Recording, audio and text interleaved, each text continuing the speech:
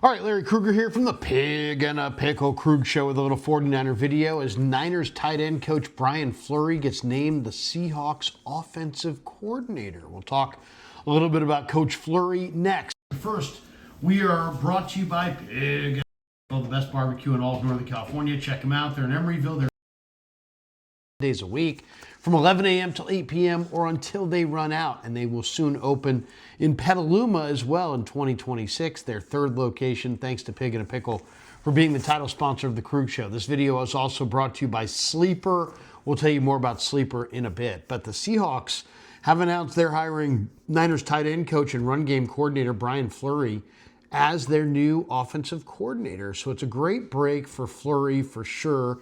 Let's talk a little bit about him. He's from Maryland. He went to Seneca Valley High School in Germantown, Maryland. And then he played collegiately at Maryland in the late 90s. He played at Towson as well. Went undrafted in the 2000 draft as a quarterback. And then began his coaching career.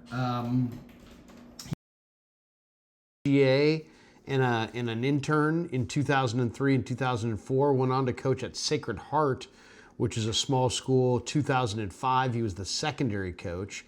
Moved up to be the defensive coordinator there, and then the secondary coach and outside linebacker coach. Then coached at Towson.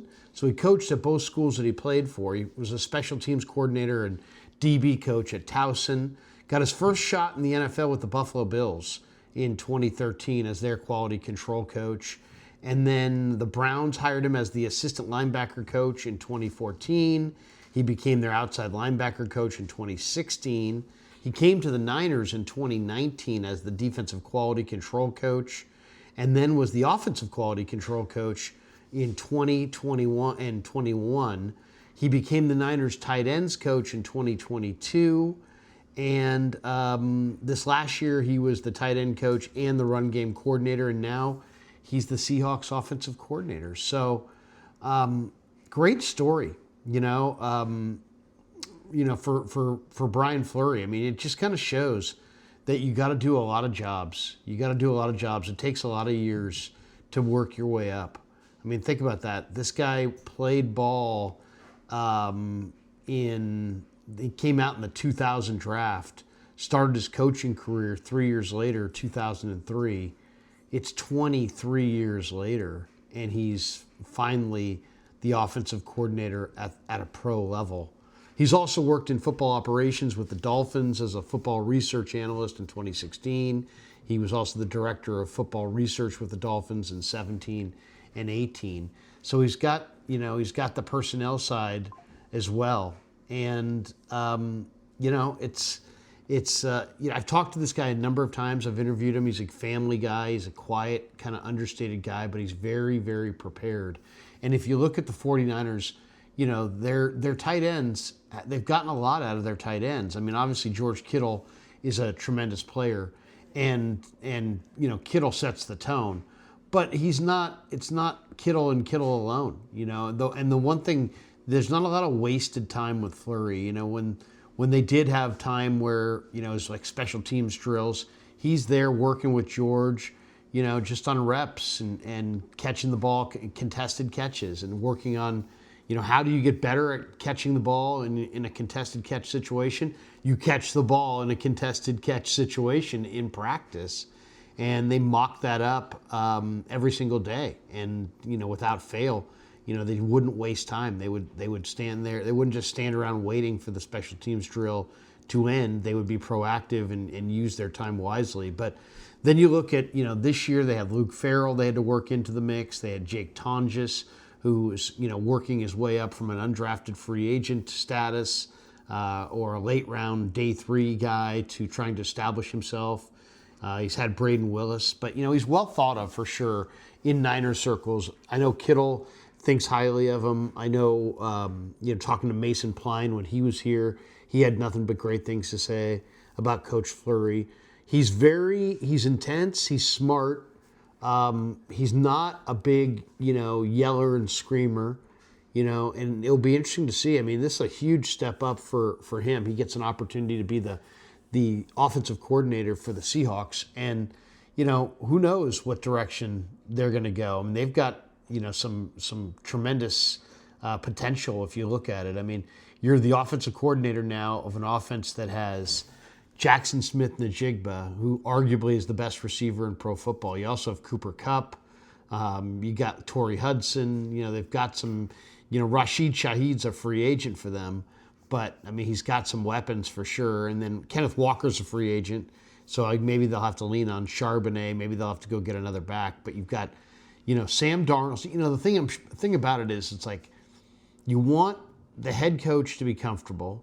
You want to be able to have some continuity within your system. They've been running the same system that the Niners run.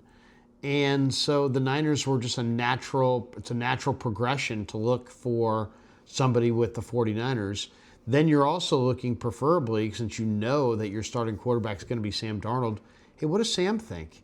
And I'm sure Sam has a relationship with Brian Fleury from his days in San Francisco, and the idea that they want to stay with, what they had with Clint Kubiak, which was this system, the Shanahan system that they run now, and they don't want to change it up. Why would they?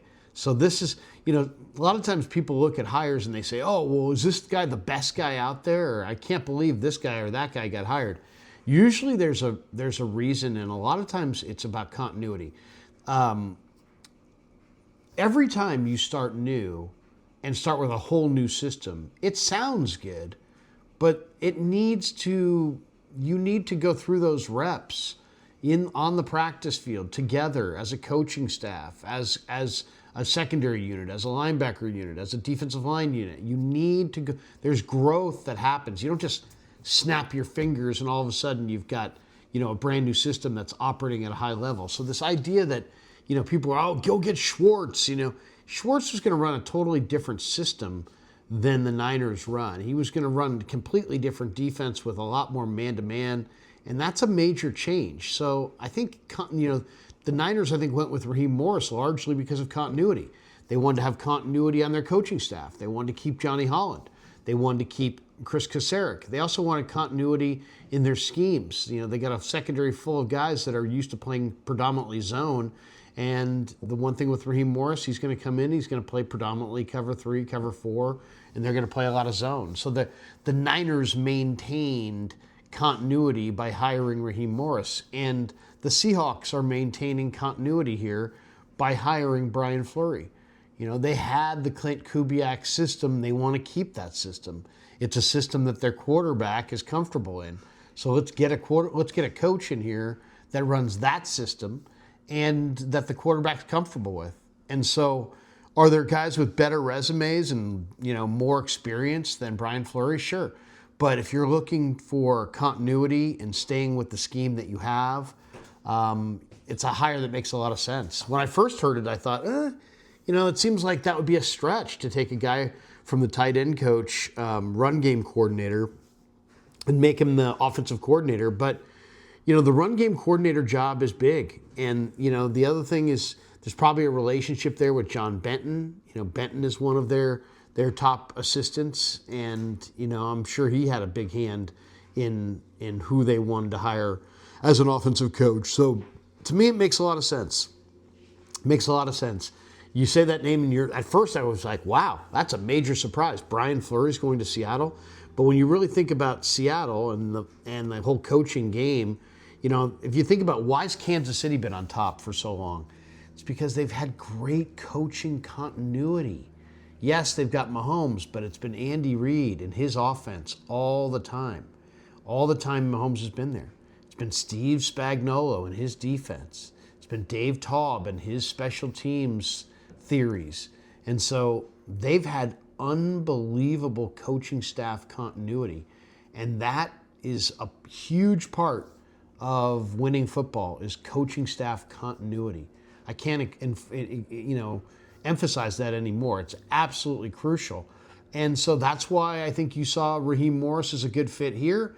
And I think that's why Brian Fleury is a great fit with John Benton, Sam Darnold, and what the Seahawks have going offensively up there. So there you go. Story of the day, Brian Fleury. Now the OC in Seattle. Will he take any of the Niner coaches with him? That will be interesting to see. Will he try to pick off any of the 49er players That will be interesting to see. Would there be any kind of a relationship there that he would want to take a player? Now, obviously he's not taking George Kittle. And I don't think Tonches is going, and they got pretty good tight ends there with Arroyo and Barner. But very interesting hire for sure.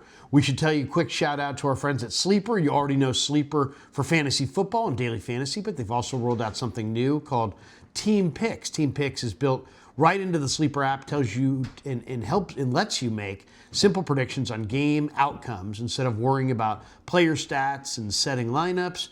You're just choosing which team you think is going to win. It's real easy. It's real simple. It's designed to be straightforward and easy to understand, especially if you like following games closely, but you don't want to deal with all that extra complexity. So if you're already on Sleeper for fantasy, it's right there waiting for you, so you can't miss it. And if you're new, Sleeper continues to be an all-in platform for following teams and staying connected to the action. And thanks to Sleeper for being a proud sponsor of The Krug Show. And thanks to all of you guys for supporting The Krug Show on YouTube.